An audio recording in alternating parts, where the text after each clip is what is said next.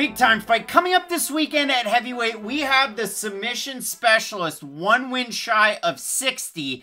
He's 1 month shy of 44. Aleksei Oleinik, the Boa Constrictor. He's taking on the polar bear, Sergey Spivac. Matt, animal references much? There's been enough of them. Have there? Well, we've got a big time fight. And for Sergey Spivac, this is a guy out of Moldova that you really didn't know what to expect. Now, I know there's a lot of fighters at heavyweight or thereabouts. I say that because maybe you're cruiserweight, maybe you're light heavyweight, that have experience with wins over Tony Lopez to come into the UFC. And that was the story the last time Spivac fought Vandera because they both had the wins. But for Spivac, he was a WWFC champ. He beat Tony Lopez. He gets the UFC and he loses in 50 seconds to Walt Harris. So how good is he really? I just don't know. Well, then he goes out and he beats Tai Tuivasa handily. He loses to Marcin Tybura. He beats Carlos Felipe, where, again, did he get outstruck in 1 round? Maybe, but he looked great in that fight. You need to stop with the Felipe hate. And then he beat Jared Vandera handily his last time out in a fight that was weird because Jared Vandera called him out, and then he gave Vandera the old up yours and did the Vandera to him. We were joking, like that was the fastest challenge anyone's ever accepted in UFC history. Sergey Spivac could not wait to get into the cage with Jared Vandera because Vandera's alright, like he's a basic heavyweight striker, and Sergey Spivac, he's more than that. He's an alright striker. I guess the striking's not really the thing I'll focus on, but when I think about Sergey Spivac, this Tai Tuivasa fight, he was on fire. Like, he looked so good in that fight. I was like, damn, Sergey Spivac, not just top 15, like, Sergey Spivac potential title one day. Like, I really thought Sergey Spivac, when you combine the level of ground and pound he had in that fight with the transitions and submissions, like,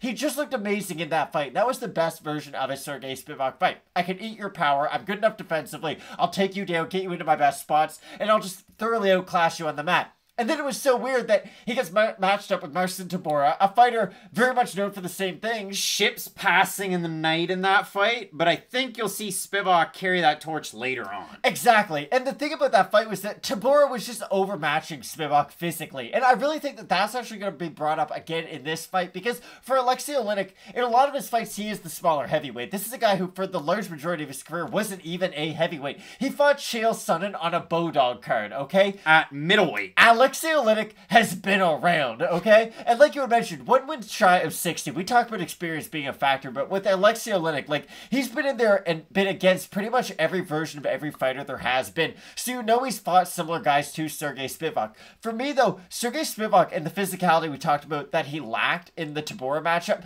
he's going to have it in this fight. Because for me, Sergey Spivac is a much younger version of Aleksei Oleinik. He might not be the same submission threat that Oleinik is, don't get me wrong. Whoa. But he very much is a basic striker who really relies on their grappling to open up the rest of their game. Now, Oleinik much more submission-based, whereas Spivac likes to use the ground and pound a little bit more to soften up his opponent, and if the submission is open, he will go for it. But for me, I don't see Oleinik taking down Spivac. I don't think he has the wrestling for it. And on the feet, although Oleinik might have a slightly higher uptick in his volume, I don't think he can do enough to go out there and just win rounds consistently against Spivac. So for me, I see this being one of those weird, Spivac's getting a lot of top control, but not really do a lot with it because he might be afraid of getting submitted, or Aleksei Oleinik does the classic Aleksei Oleinik and gets the weirdest submission we've ever seen. It's just, this is such a weird fight that these two ranked heavyweights are involved in. Aleksei Oleinik's been in the UFC for a while. He made his debut way back at UFC Fight Night 44. He beat Freight Train Hamilton.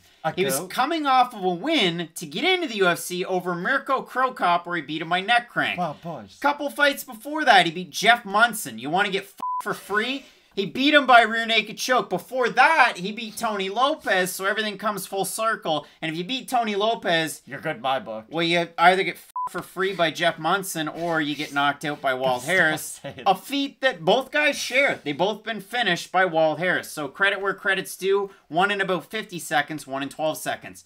Aleksei Oleinik is also, he holds a record for UFC heavyweights. Submission average per 15 minute, number 1, Aleksei Oleinik at 2.38. Number 2, Frank Mir at 2.02. And behind him, Stefan Struve. So elite class. I mean, former champion and former would-be champion. Maybe, well, if he gets out of retirement, Stefan Struve. But this is an odd fight because, again, could Aleksei Oleinik submit Sergey Spivac? Possibly. Spivac has that great Sambo background in his back pocket.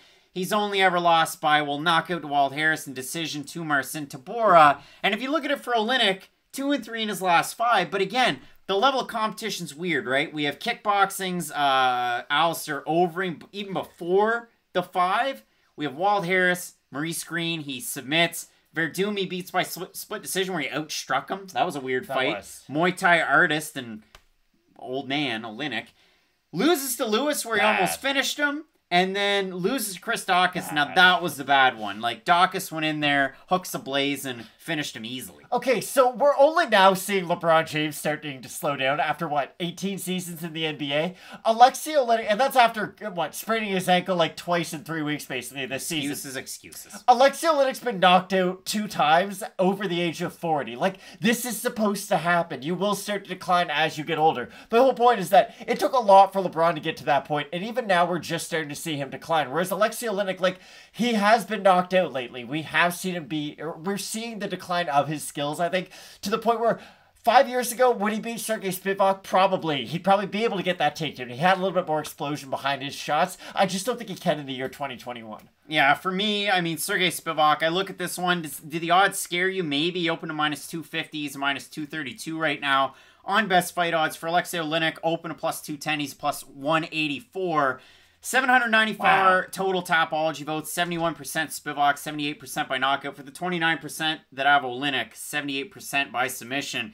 I have a hard time seeing Oleinik winning by any other means than a Hail Mary submission. Now, for Spivac, he does like to clinch to get the takedown. Listen, Aleksei Oleinik loves the scarf holds. He loves the Ezekiel chokes. So, could he get Spivac? He certainly could. But for me, I'm going to go with the younger fighter here, out of Moldova and Sergey Spivac. You're in agreement here, right? Yeah, I have to agree. I just think the top pressure will be enough to that Oleinik will be able to get some weird submission off of his back. And I do think the ground and pound of Sergey Spivac will be a big X factor in this fight. He almost finished a future title challenger in Derek Lewis not that long ago, but we can't go with him. We're both going with Sergey Spivac. Let us know down below in the comments section who you are going with.